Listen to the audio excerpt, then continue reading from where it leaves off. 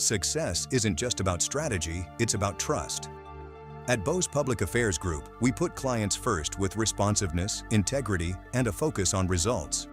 Our team includes former policymakers and government leaders who anticipate issues, navigate challenges, and build winning strategies. From the halls of Congress to the state capitol to City Hall, we understand great outcomes start with listening. Bose Public Affairs Group. Bose means business.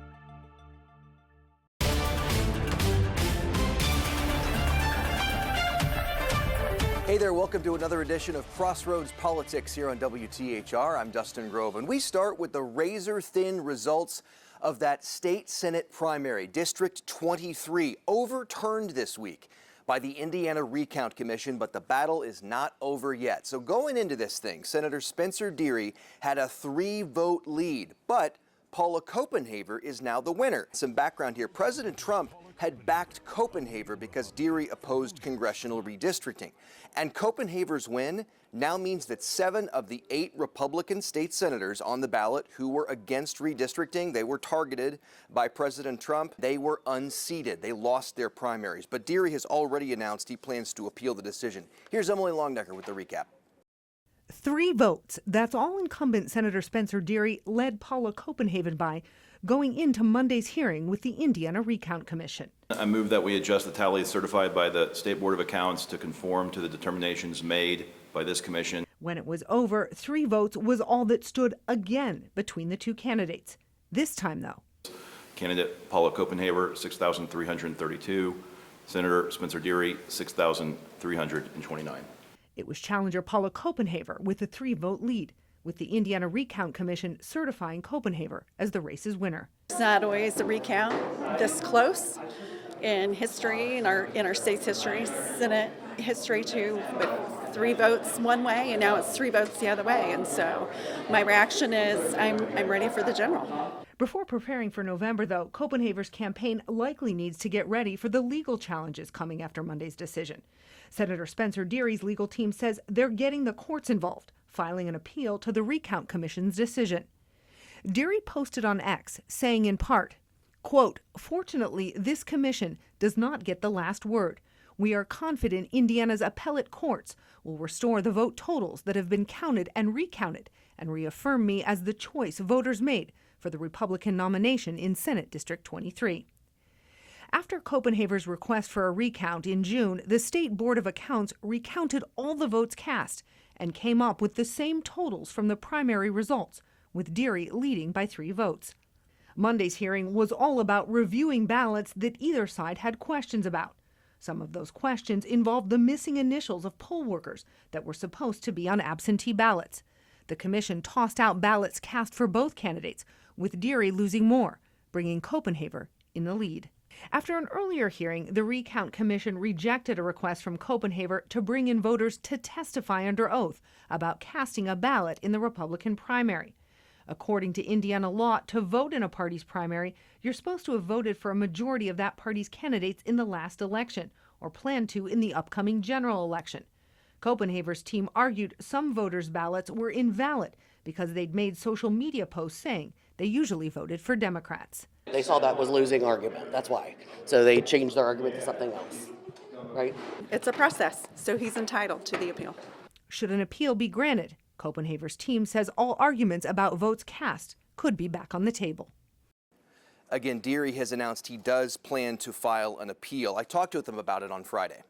At the end of the day, are you arguing here that a clerical error, a mistake by a government employee, perhaps, for example, should not invalidate someone's vote? Is that kind of the crux of part of your argument?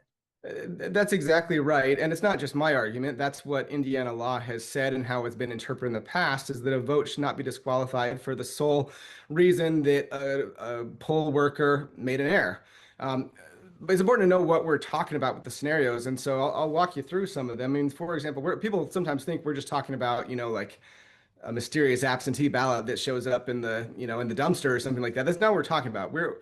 There are votes that people that voted in person in early voting. So let's say, for example, you plan to vote. You can't vote on Tuesday because you're working. So you go down to your county office and vote on Saturday. You show them your ID. You sign in. Everything's valid. They print off the ballot, you turn it in, and you think everything's fine, you've done your civic duty. But a volunteer there failed to put a stamp on that ballot, and now they're saying that it should be invalidated because you did nothing wrong. It was simply the volunteers there or the clerk there that did it wrong. Now, votes were disqualified for that reason, enough to change the election just because somebody made an error in that. You voted in person, and that's not right. And it actually also really introduces a lot of other new concerns for anybody concerned about voter fraud or election integrity. If this is going to be the new standard, now what happens when somebody shows up that maybe they're wearing a "Don't Tread on Me" hat that the poll worker doesn't like, or they've got a tattoo or a skin color or they're from a precinct that the person doesn't like? Yeah, maybe I'll just actually forget to stamp this one. We don't want to go down that path, and that's why I think that our appeal will be strong. But don't election workers have to follow the rules? I mean, isn't that part of the process that everything has to be official and buttoned up for the vote to count? Sure, and we want the rules be followed, but at the end of the day, you're dealing with humans, you're dealing with volunteers working long hours, and the right to there's no question here, were these people fraudulent or were they not doing anything right? And those aren't valid reasons to disenfranchise somebody vote. We're talking about one of the most sacred and fundamental rights that law has always said that's not a reason to disenfranchise somebody, and that's why I think our appeal will be strong. We've also reached out to the Copenhagen campaign as well, and would love to have them on as well. All right, we'll be in touch. Senator Deiri, thanks for joining us. Thank you, appreciate it. For some perspective on all of this, I talked with a political expert about the case, its significance, and what to watch for. Here's our conversation. What does Senator Deiri need to do to win this appeal? He would need to show that ballots that had similar deficiencies were treated differently by the commissioners. So it's not a question of who won or who lost, but whether or not every single ballot was held to the same standard during that recount process. How significant could this decision be beyond this one election, do you think? It's very significant in a number of ways. First, it reminds us how important every single vote is. You have over 12,600 votes, and it comes down to this handful of 10 disputed ballots. And that will determine how this large number of 140,000 constituents are represented. The other issue here is this balance between voter intent and election integrity in terms of what happens with the clerk's office, with the people who are supposed to include the clerk's signature, the clerk's seal, to make sure both your Democratic and Republican election judges are signing every ballot.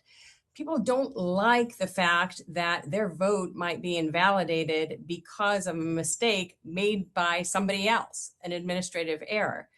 But part of those administrative procedures really is making sure that they are carried out. What is the one thing that we need to be anticipating in this process coming up? We've already heard some of the narrative from Deiri's team, which is that this decision was politically motivated, that it was a flip from a 3-vote victory for him to a 3-vote victory for his opponent because they were looking for votes for the opponent.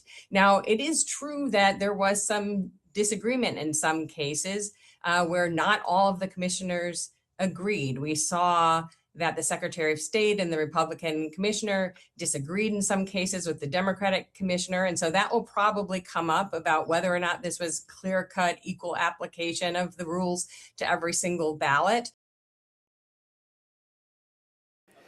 And Election Day is now less than 12 weeks away, and the race for the 5th Congressional District is heating up. Our Jenna Webster explains why Democrats are eyeing this as a district to flip. A Democrat has not won the 5th congressional district since 1990. Still probably an uphill battle this year for Democrat J.D. Ford, but a political science professor tells me this year is the Democrats' most likely chance to be able to flip it. That's partly because this is a midterm election, and Democrats are more likely to turn out because the president has a low approval rating and Republicans control Congress.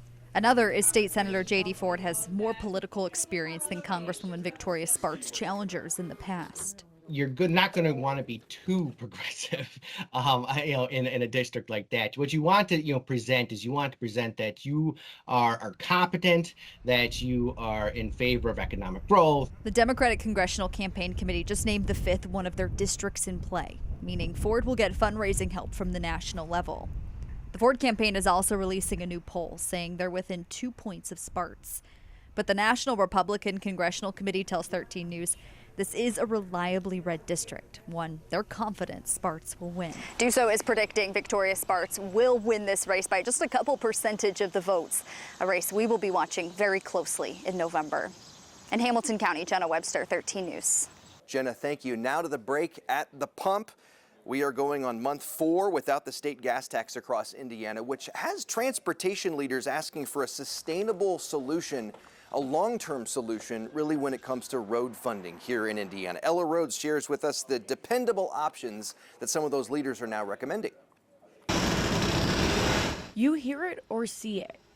Construction crews tearing apart and rebuilding the roads and highways. But when you're at the pump, the money is not going toward those projects at the moment. If we continue this much longer without a new plan into the future, I think Hoosiers are going to have to weigh what's the benefit, $100 over the summer, or the fact that road is that very congested, your drive's going to take longer to get to work. Brian Gold with Build Indiana Council says another month with no gas tax funding crucial projects means it's time to look at other options, not based on fuel consumption revenue, like toll roads or a wheel tax. We think there is a growing amount of support, though, for folks to say, don't put it on the backs of Hoosiers. Let's continue to base it on folks that are using the roads, whether that's a Hoosier driving to work or school or an 18-wheeler that's driving from Pennsylvania.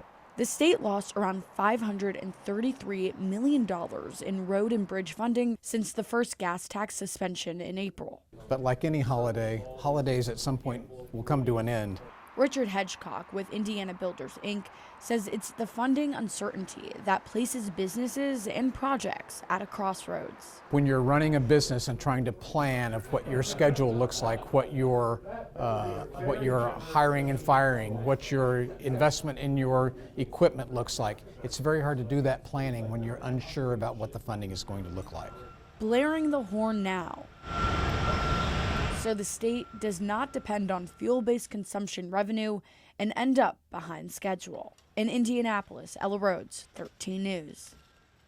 Ella, thank you. Governor Braun this week hit the road to get a first-hand look at all of the storm damage and historic flooding Indiana saw. Wednesday, he was in northwest Indiana, where strong storms hit, doing some catastrophic damage and knocking out power to tens of thousands. And then on Thursday, he traveled to eastern Indiana, hit by historic 100-year flooding. He issued a statewide disaster declaration for all of it.